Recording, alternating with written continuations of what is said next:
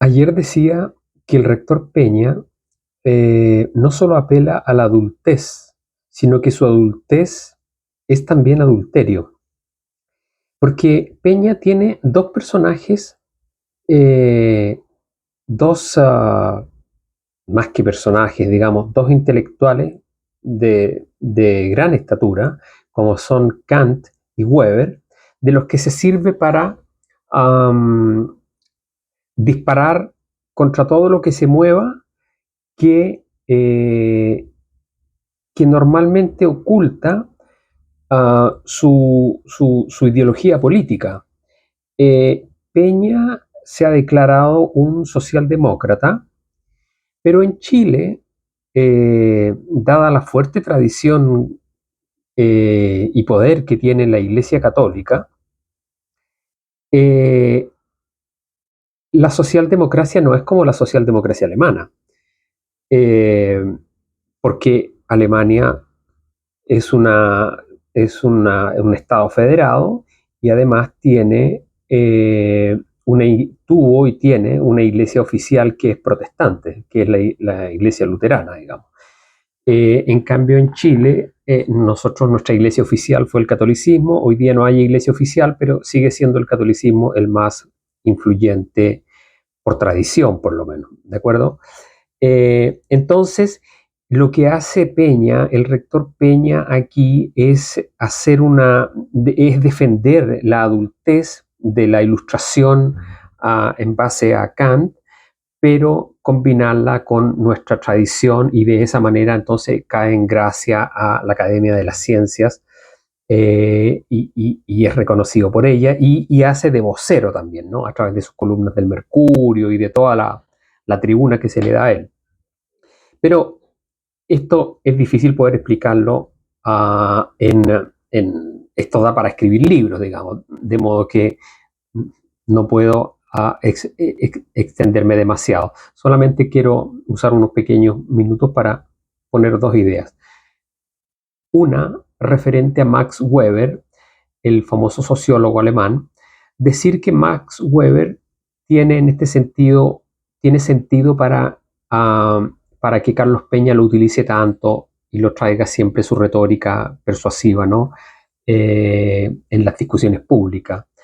Weber atacó firmemente, sobre todo en esa famosa obra que él dirige contra el espíritu capitalista, porque él ve en el capitalismo el origen de todos los males, el egoísmo, y entonces hace un ataque, hace una investigación bien fundada, pero también comete un grave pecado a mi juicio, que lo traté en un ensayo que escribí, en una parte de un ensayo que escribí, que dediqué a la ética y a la moral, porque lo que hace Max Weber es para el espíritu que anda despistado por ahí y al que le llega el libro de El espíritu capitalista a sus manos, sobre todo si es joven y lo lee, digamos, en etapa temprana, lo que hace Max Weber en el fondo es reducir toda la ética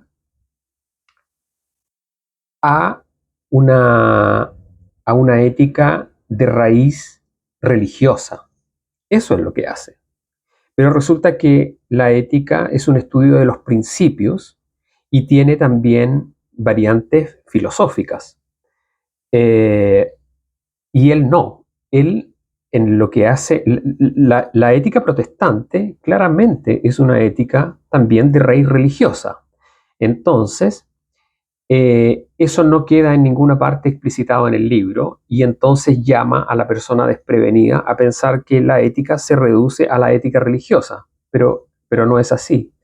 De modo que lo que hace es una reducción y además tiene él ciertas ideas críticas respecto de el egoísmo que va vinculado siempre a la individualidad y que por lo tanto, al atacar el egoísmo, inevitablemente ataca la individualidad. Y al atacar la individualidad, entonces volvemos, digamos, a la ética o la moral del rebaño, ¿no? Que es la antigua, la tradicional, que imperó hasta el fin de la Edad Media, digamos, ¿ya? Y que es más bien la ética católica, digamos, ¿ya? Eh, entonces, eh, eh, ese es el papel fundamental que cumple el estudio de Weber, y por eso lo cita tanto, porque si atacamos al individuo, si atacamos al egoísmo, o sea, por un lado aparece Peña, por un lado aparece defendiendo al individuo en su acepción kantiana, pero por el otro lado lo ataca y se pone de lado, digamos, en la posición weberiana de la ética social católica, y en eso cae en gracia entonces con el mundo católico, digamos. Eh, ¿Ya? Y por eso está reconocido por la academia, etcétera, y puede usar su toga, en fin, y toda esta cosa, ¿no? Y además, con esta ética social, evidentemente él desarrolla y afirma uh, su posición política de socialdemocracia, que es muy importante, digamos. ¿Ya? Él no sé si se ha declarado o no, me imagino que sí, pero yo creo que se define, se declara como un socialdemócrata, y entonces afirmando a través de esta crítica que hace Weber, reduciendo la ética, sacándola de la de su corriente o raíz filosófica y reduciéndola a una ética religiosa, la reduce y afirma entonces lo que le da pie para desarrollar, ¿cierto?, su posición su posición política socialdemócrata, ¿cierto? Tenemos una ética social y a partir de ahí la socialdemocracia encuentra cauce y piso para poder desarrollarse. Eso por una parte. Y por el otro lado tenemos a este tremendo filósofo que en alguna parte, digamos, le quité mérito, pero en verdad es algo que estoy trabajando para corregirlo. Kant es un personaje complicado, pero básicamente él es un hito, digamos, dentro de la historia del pensamiento, pero también él no solamente fue complicado para escribir, porque fue muy alambicado, sus trabajos filosóficos, pero él es importante principalmente por una cosa para el mundo, para la historia del pensamiento, y por otra cosa es importante para gente como Peña y también para la tradición católica. Eh, para la historia del pensamiento, lo más importante que hizo Kant fue demostrar que la experiencia y todo lo que conocemos a partir de la experiencia y todo el empirismo inglés, sobre el cual trato en otro ensayo que escribí, que es parte también que es un estudio, digamos, general, pero que tiene una parte relacionada con política, Kant muestra que la experiencia está sujeta a ciertas condiciones que son a priori del pensamiento.